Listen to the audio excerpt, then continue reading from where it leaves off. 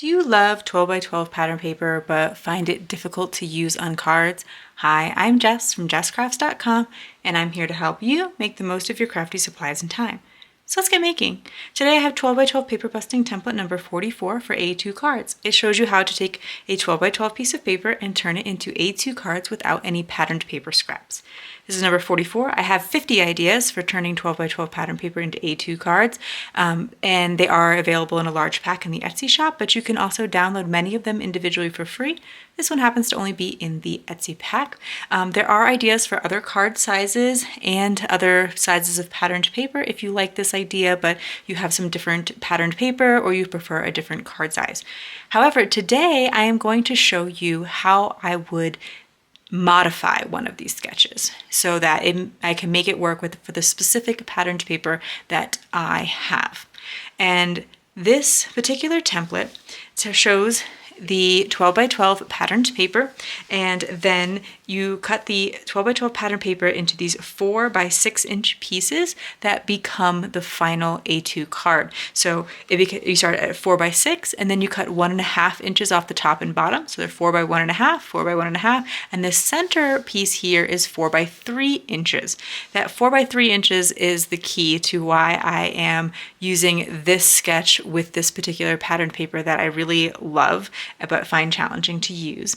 And it's because I have these 4 by 3 inch cut aparts on a patterned paper. And these are pretty common, finding 4 by 3 cut aparts. This one isn't actually all 4 by 3 cut aparts because this middle row is something different, but we are gonna try to use these.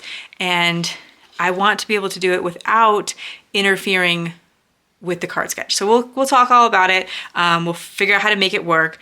And there's a couple other caveats, but I just wanted to show you that you don't only have to use the sketches in the most straightforward way that they are presented. So I'm going to actually start by cutting one other piece of pattern paper, not this one, according to the sketch, because we are going to use a lot of those pieces, but we want to pull in these extra ones as well. So the only other challenge here is this 4 by 3 is shown here in the sketch and in the template as a vertical 4 by 3 inch piece. However, these are horizontal. They're 3 by 4 inches. And so what I can do is actually just kind of turn the whole thing on its side and treat this as the top of my patterned paper. So instead of cutting it at 4 inches, 4 inches, I can cut it at 6 and then across like that. Hopefully that makes sense. I'll try to go through it slow and not make any mistakes about that. I think I like the back of this patterned paper a bit more. I think it'll be really easy to work with and pair well with some of my other designs. This one's a little bit more strong, but it would also look nice with black. Okay, I think I will pick this one. So first I'm going to cut off the branding strip on the bottom. When using tools like paper trimmers, please follow all manufacturers' safety instructions. I do not consider this branding strip a scrap, although as you can see there is a little bit of pattern on it. You can go ahead and put that on the inside of the card since it's so small. When I went to cut off the branding strip, I did notice there was a little bit where I thought the end of this one didn't quite line up over there. If there's any trouble with that, maybe I've cut it a little crooked, we can solve for that later. But now I need to treat this as the top of the paper. I need to turn my template on its side. I will try to be really clear with the measurements so that if you didn't want to purchase the templates, since they are only available in the Etsy shop or this particular template, that you can just follow along. Okay, so I'm going to start by cutting this in half to 6 by 12 inches. And then I take this 6 by 12 inch piece and I'm going to cut 4 inches, 4 inches, 4 inches. So I'll bring it to 8 and then I'm very concerned that I'm doing this wrong, but I think I've got it.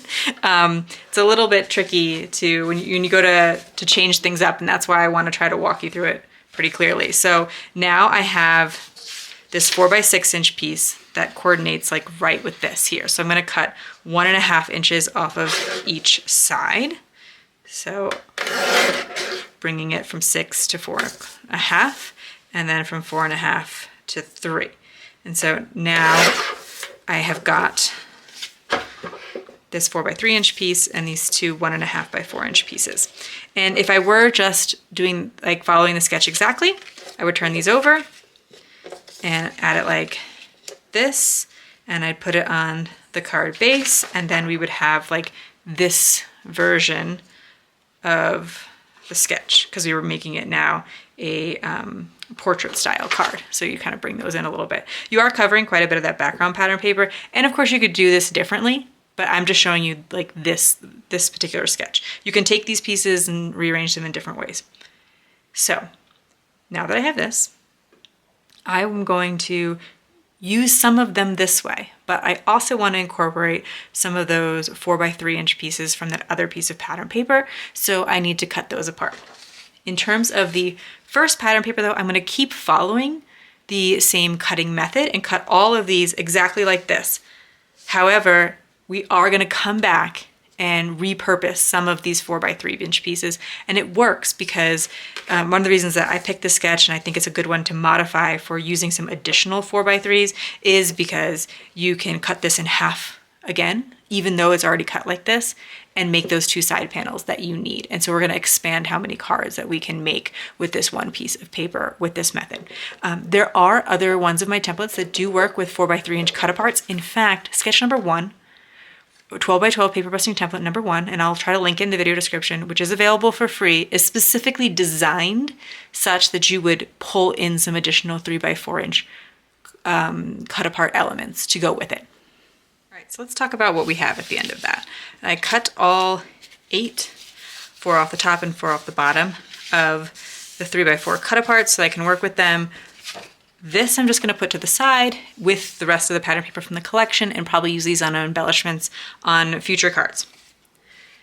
And then these here, I like a lot of them. I mean, I think they're all really, really cute, to be clear.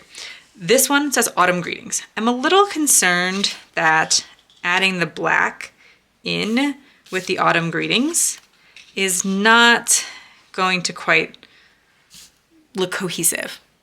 So I'm a little bit tempted to not use that one.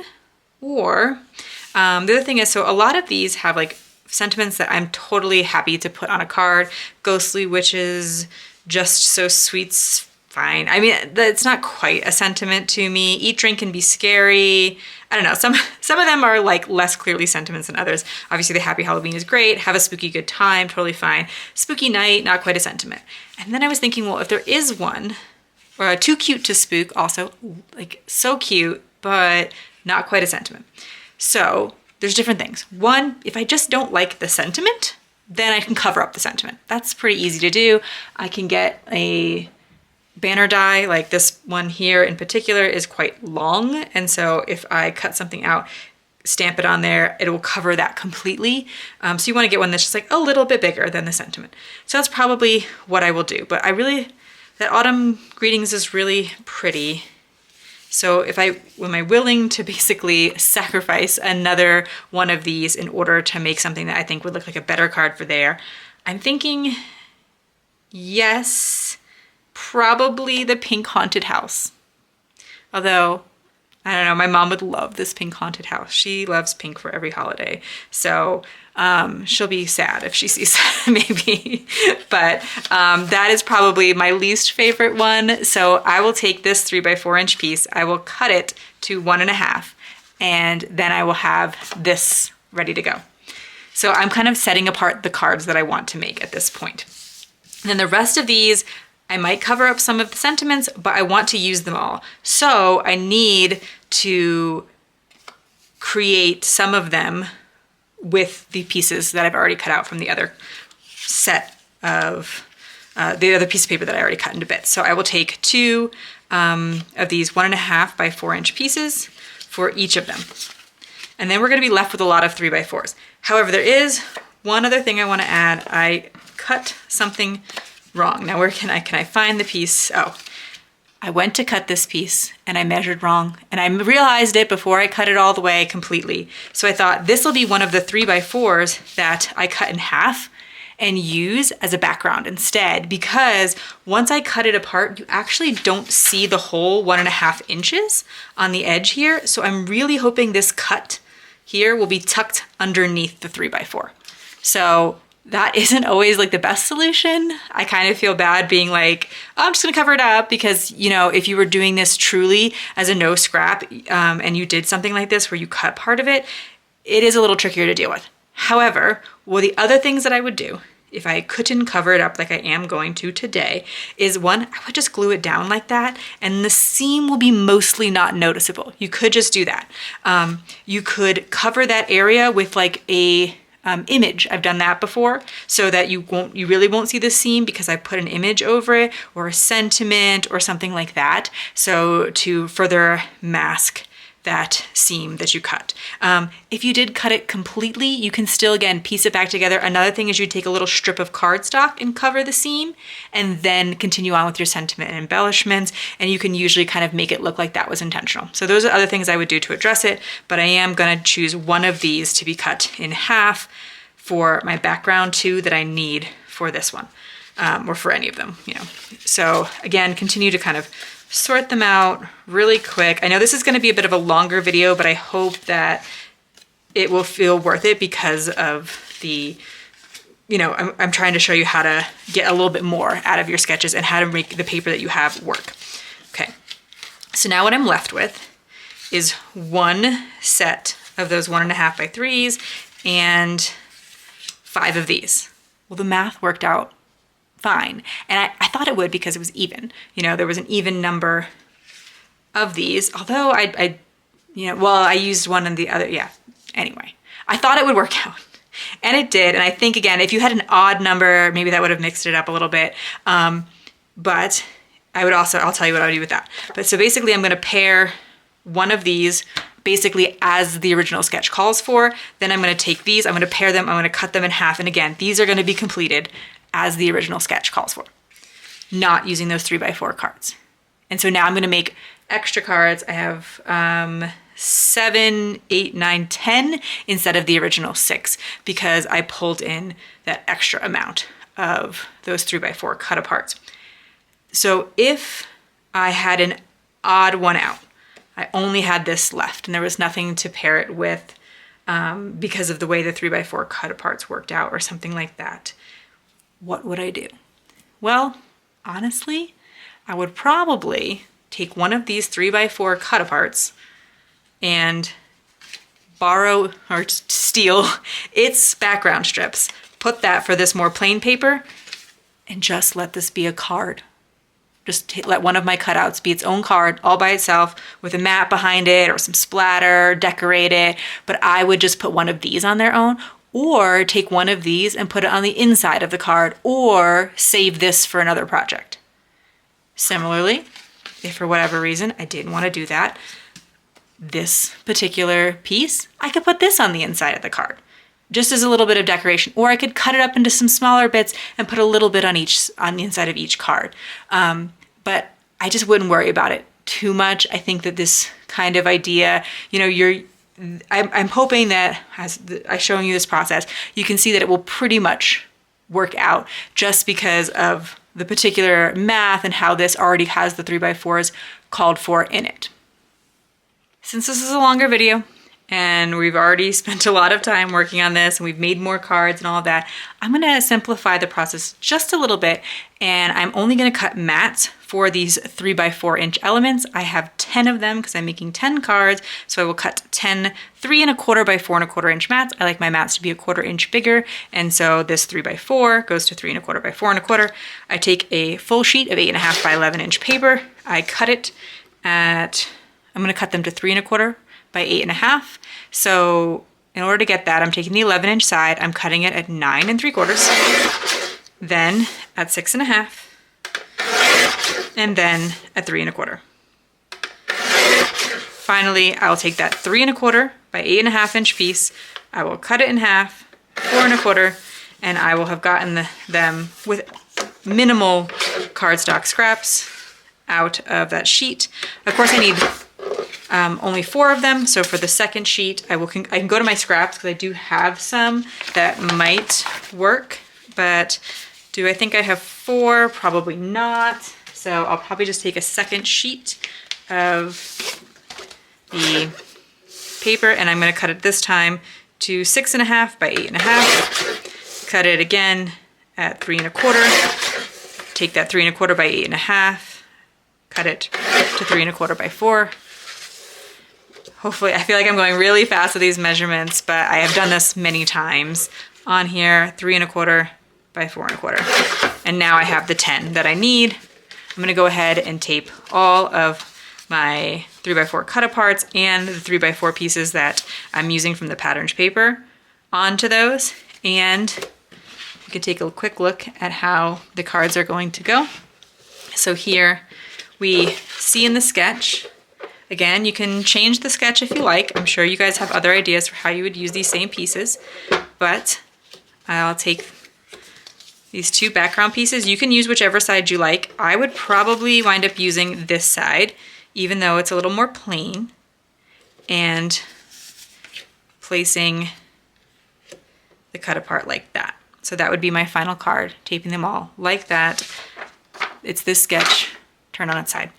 But you can use whichever side you like. I just noticed this side, it doesn't stand out as much, and it kind of competes to me a little bit with the cat, and it, you know, the mostly white background sort of fades in. So that's why I'm making that decision.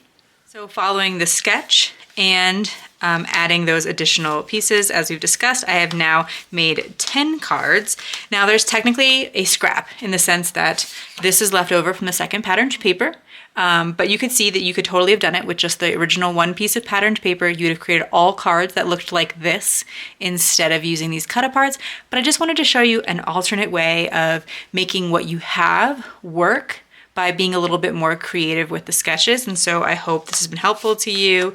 I did put a brown or craft card stock mat around the autumn greeting one, so it does kind of look a little bit out of place, but I think again it's kind of helpful to see like how would you use that. And I think also you can see here, if you had a piece that was just 3x4 cut aparts, you could make this sketch work. You would just have to decide which of them, you know, you pick to use half, and then the other half could be cut up into these 4 by 1.5 inch rectangles, or you could combine it with other pattern paper, and because the 4 by 1.5 inch rectangles can be cut, you know, you could cut these in half again. Perfectly get it. So like there are a lot of ways of approaching this. So I hope you've enjoyed this kind of alternate look at how to make a card sketch work. I will probably add some sentiments to some of these cards, like either change up some of the sentiments by putting a banner on top of it, or maybe these ones, I kind of feel like they're good. They could be fine as is, like they could be ready to go, but I could see someone wanting to add a sentiment. So either way, I'll make some final decisions on that, but I really wanted to make sure that I got this video out to you before the end of Halloween in case you hadn't seen that pattern paper and you wanted to, or, you know, yeah, I guess for Halloween, so in case you wanted to check out that paper, because I do think it's a cute one, fun to work with, but also a generally helpful video. And if you found this video helpful, here's another video where you can find more ideas for enjoying your crafty time and supplies. Let me know you like this video with the share it to your crafty community, subscribe and click the bell so you don't miss the next template or tutorial, and check the video description for product links. See you in the next video.